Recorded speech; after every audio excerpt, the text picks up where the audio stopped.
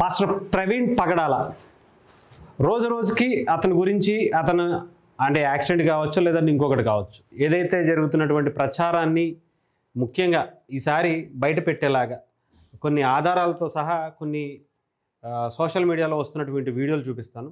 ఆయన హైదరాబాద్ నుంచి కూడా మద్యం సేవించి అటు రాజమండ్రి వరకు ప్రయాణం మొదలుపెట్టాడు అని చెప్పడానికి కొన్ని ఆధారాలు అయితే కనిపిస్తున్నాయి. ఇది మనం చూసుకుంటే ఇది ఎల్బీ నగర్కి సంబంధించినటువంటి ఒక సవేరా అనే ఒక లిక్కర్ మార్ట్. ఇక్కడికి ఆయన రావడం జరిగింది. వచ్చిన తర్వాత ఆయన ఇక్కడే ఇదిగో ఈ వ్యక్తి అదనమాట. వచ్చిన తర్వాత అతను లోపలికి వెళ్ళి లోపల కొన్ని మద్యంకి సంబంధించినటువంటి దాన్ని తీసుకుని ఆ తర్వాత మళ్ళీ వెళ్ళిపోయినట్టుగా ఇదిగో లోపల కూడా వచ్చిన తర్వాత ఇదిగో లోపలికి వచ్చి తనకు కావాల్సినవి కొనుక్కొని వెళ్ళిపోయిన తర్వాత వెళ్ళేటప్పుడు ఫోన్పే చేసినటువంటి దాన్ని కూడా బయటకు తీసుకొచ్చినటువంటి పరిస్థితి. ఇది కూడా చూసుకోవచ్చు. 950 రూపాయలు స్క్రీన్ షాట్ దానికి సంబంధించినటువంటి సవేరా లిక్కర్ మార్ట్. ఇది 12:24 మధ్యాహ్నం 24వ తారీఖు మార్చి 2025 ఆయన హైదరాబాదులో జర్నీ మొదలుపెట్టినప్పుడు ఆయన చేసినటువంటి పేమెంట్ తాలూకాదనమాట.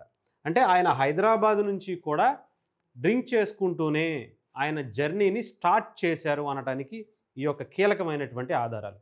ఇప్పటికే దీని మీద చాలా రాజకీయంగా జరుగుతున్నటువంటి చోటు చేసుకుంటున్నటువంటి అనేక మంది ఇష్టం వచ్చినటువంటి మాటలు వాళ్ళు చేశారు వీళ్ళు చేశారు. తాగేసి ఆయన విజయవాడలో ఎవరో ఆయన కిడ్నాప్ చేశారు. కిడ్నాప్ చేసిన తర్వాత ఆయన మందు పోసేశారు. ఆ తర్వాత తీసుకెళ్ళి ఏదో చేసేయడానికి ప్రయత్నించారు. ఏదో కుతంత్రాలు అని చెప్పేసినటువంటి వాళ్ళందరూ కూడా ఇప్పుడు నోళ్ళు మూసుకుని నిజాలు వింటున్నటువంటి పరిస్థితి. ఎవరైతే హర్ష్ కుమార్ గారు కావచ్చు అనేక మంది పాస్టర్స్ కావచ్చు అందరికీ కూడా కళ్ళు బైర్లు కమ్మేటువంటి నిజాలు. పాస్టర్ ఆయన ఎలాంటి బోధనలు చేశారు, ఎలాంటి మతాన్ని ద్వేషించారు అనేది పక్కన పెడితే ఆయన ఎలాంటి ఉత్తముడు అని చెప్పడానికి చాలా కారణాలు ఇక్కడ కనిపిస్తూ ఉన్నాయి. అనవసరంగా ఈ పాస్టర్ తాలూకా అతను డ్రింక్ చేసి చనిపోయిన దాన్ని ఒక యాక్సిడెంట్గా అయిపోయిన దాన్ని కూడా రాజకీయం చేసి అతని జీవితాన్ని రోడ్డుకి ఈడ్చింది ఈరోజు ఆయన సహోదరులు అని చెప్పుకుంటున్నటువంటి పాస్టర్లే.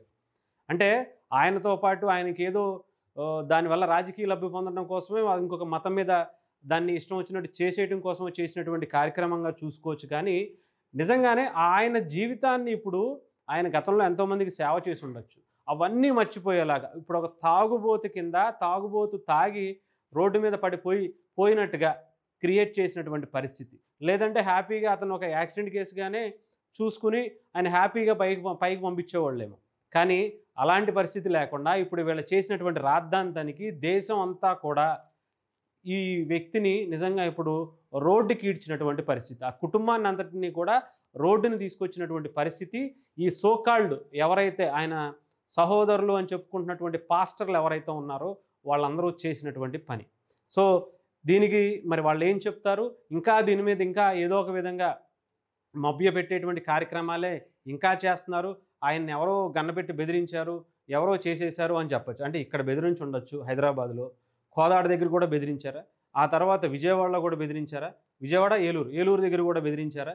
అంటే ఇంతమంది ఇన్నిసార్లు బెదిరించడానికి ఆయన వెనక ఎవరున్నారు? ఎవరూ లేరు. అవన్నీ పోనీ ఏమన్నా ఎంక్వైరీ చేస్తే అవి కూడా కనిపించట్లేదు. ఇంకా ఏదో ఒకటి వీళ్ళు చేశారు, వాళ్ళు చేశారు, ఈ మతం వాళ్ళదే తప్పు, పవన్ కళ్యాణ్ గారిది తప్పు అని చెప్పటం. ఇప్పుడు ఏం మాట్లాడతారు? ఇప్పుడు ఏం మాటలు మాట్లాడడానికి రోడ్డు మీదకి వస్తారు అనేది చూడాలి. సో ఇకపోతే ఇప్పటికీ దీనికి సంబంధించి పోలీసులు కూడా చాలా సీరియస్గానే తీసుకుని దాదాపు 300 కెమెరాలకు పైగా బయటికి తీసుకొచ్చి చూపిస్తున్నటువంటి పరిస్థితి అయితే కనిపిస్తుంది. సో రేపొద్దున ఇంకా విషయాలు ఆఖరికి ఆయన పోస్ట్మార్టం రిపోర్ట్ మీదే చాలామందికి ఇంట్రెస్ట్గా ఎదురు చూస్తున్నటువంటి పరిస్థితి. దాంట్లో కూడా క్లారిటీ వచ్చేస్తే వీళ్ళందరి నోళ్ళు కూడా మూసిపోయినట్టు పరిస్థితి అయితే కనిపిస్తూ ఉంది.